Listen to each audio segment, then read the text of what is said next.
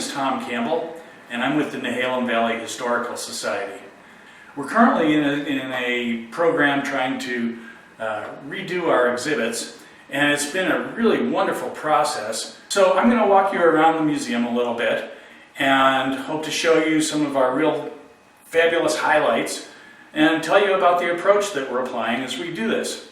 Now we're coming to a part of the museum where we actually have completed the exhibits. So you get to take a look now at what the rest of these exhibits are actually going to end up looking like. So we stopped a moment ago looking at the area displaying the homestead families and how the pioneers lived. Now we're going to move forward chronologically again to when transportation, like the railroad, came to the Nehalem Valley, and industry and development, because when you look at the different villages that we have now, you need to understand how it was that they became population centers. And Nehalem and Wheeler developed very quickly into a hub for the timber industry and for fishing. And so you see the train coming in. It also brings tourists from the Portland area. And the way that they developed into these large sawmills and other areas along the riverside into the valley. So now we're moving to back to the Janita. I mentioned the Janita earlier, and the Janita was the way that people were able to go between Nehalem and Wheeler. Those two villages actually had significant populations that caused developments of schools and other commercial ventures because there was a population that needed to be served. And so people that needed to get back and forth were ferried across by the Janita. You can also see we have a picture of a jitney here next to the Janita. And this would be how people would move around town and actually be taken to Manzanita once they got to Nehalem. So there were different ways to get people from one spot to another. Next, we're going to move to panels that describe these three towns. The first one that we're going to talk about is Wheeler. And as I was saying earlier, Wheeler today, and you see depictions of it in the lower right-hand corner, really doesn't reflect how vibrant an economy Wheeler was at one point. The sawmills that were there drove an economy.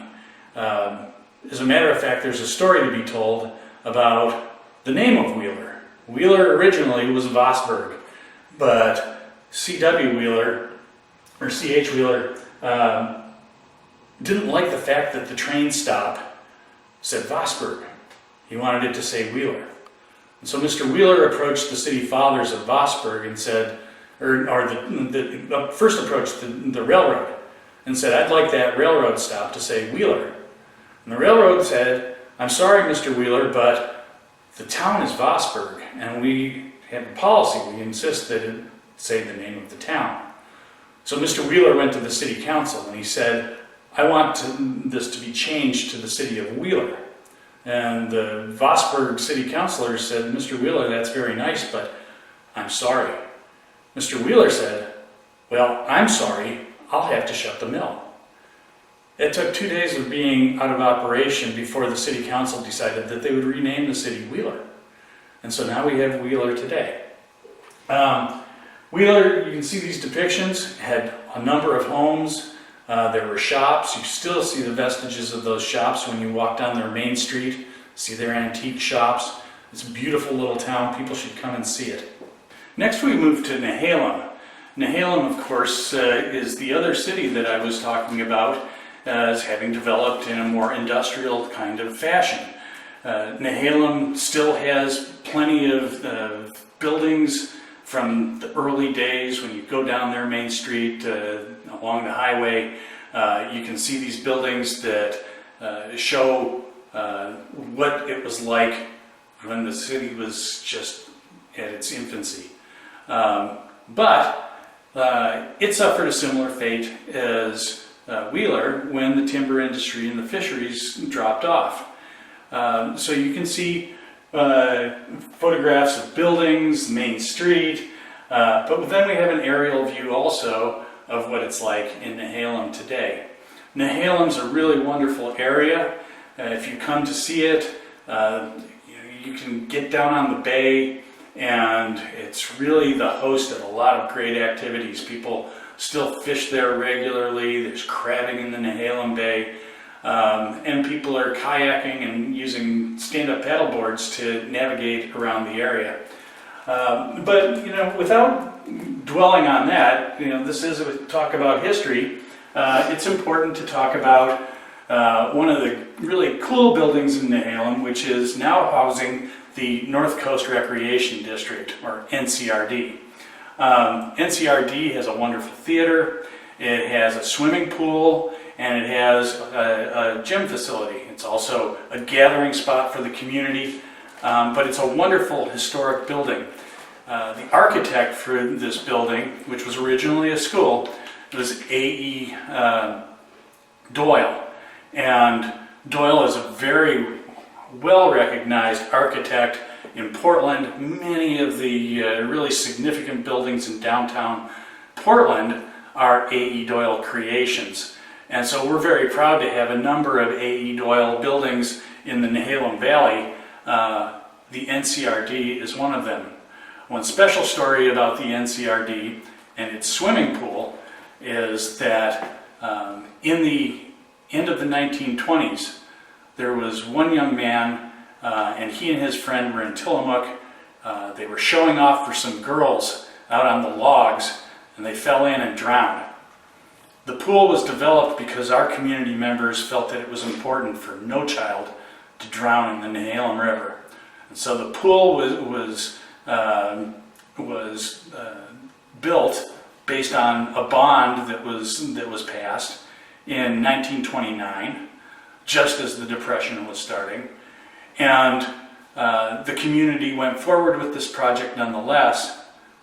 They built this pool and then paid the bond off early because that's just the way this community has been. We're very proud of this building. We're very proud of Nehalem. It's got a wonderful feel to it. I hope you'll enjoy it. Okay, well, Manzanita is the last of the villages that we're going to talk about. Manzanita, of course, doesn't have the industrial kind of history that Wheeler and Nehalem have. Manzanita was founded more as an artist's colony, or a place where people would go to get away, to leave Portland and enjoy the beautiful scenery of the Oregon coast. Of course, Neahkani Mountain is there in all of its splendor as you walk Manzanita Beach. So Manzanita ended up being developed as a place for artists to come and enjoy this natural beauty, to have it be their inspiration for some of the really special kinds of things that these artists were doing. I mentioned A.E. Doyle earlier, and A.E. Doyle came here as a part of some of his associations with people from the Portland Art Museum, and he loved it so much, he started being commissioned to build cottages, design cottages that were going to be built here. And Doyle was the protege of another architect, Ellis Lawrence, and Ellis Lawrence knew Sam Reed and ended up coming out here to help Sam Reed build the Neahkani Tavern.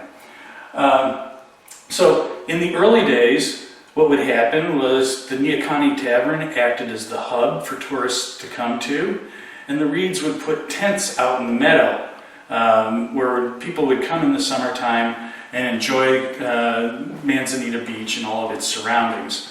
Over time, people began to build cottages. It became a more entrenched community where people wanted to come, not just in the summertime, but in the winter as well. And so Manzanita flourished. Of course, people always ask, what is Manzanita? How did it get its name? And of course, in Spanish, Manzanita means little apple. But it is not named for little apple, it's named for a native growing bush here, which is the Manzanita bush. And so when you come, make sure to look around for the Manzanita bushes that are here to be seen. The promotional materials that were developed to lure tourists to Manzanita were also very interesting, and there were a number of different features aside from just the natural beauty that brought people to Manzanita. And this is where our history becomes so really interesting, because there are things that have to do with Spanish galleons and pirates' treasure that really are unusual, not the same as in many areas. We have local historians that believe that Sir Francis Drake came to the Nehalem Bay in 1579 to do repairs on his ship, the Golden Hind. And so on Nehalem Mountain, there were rocks that people refer to as the treasure rocks. And there's an Indian legend that says that there were two ships out in the ocean blowing smoke at one another, which of course refers to cannon fire. And that crew members from one of the ships came ashore with a slave. And they walked up Nehalem Mountain and they had the slave dig a hole where they buried all of the other goods that they brought with them. The slave is reputed to have been killed by the crew members and placed on top of all of the treasure that was then in the hole. And then they covered it up because they were concerned that Indians were watching them and that they would go and dig those things up if they hadn't put the dead body on top of it, because the dead body would cause all sorts of bad omens to these people if they dug it up. So there's been people that have come here trying to find the treasure, digging holes on Nehalem Mountain. And then you also see this depiction about beeswax. And it's clear at this point that there was a Spanish galleon, and we're pretty sure that it was the Santo Cristo del Burgos, that crashed on the shores of Manzanita Beach. And we're not entirely sure whether it's up by Nehalem Mountain or whether it's near Short Sand State Park, but the beeswax has been found in huge chunks, and we have them on display here in the museum. But this was a lure for people to come and see these really exotic kinds of things because you just don't see them anyplace else. So Manzanita, it's a great draw for people to come and see the natural beauty, but it's also so much fun to engage in all of these little stories about what the history is in prehistory. And now the Nehalem Valley Historical Society is located right on Janita, right in the main street of Manzanita, which is a great location to make us accessible to as many people as possible. We're open on Saturdays from 1 until 4 or by appointment, so please feel free to call us or to communicate with us via email. We'll be glad to open the building up for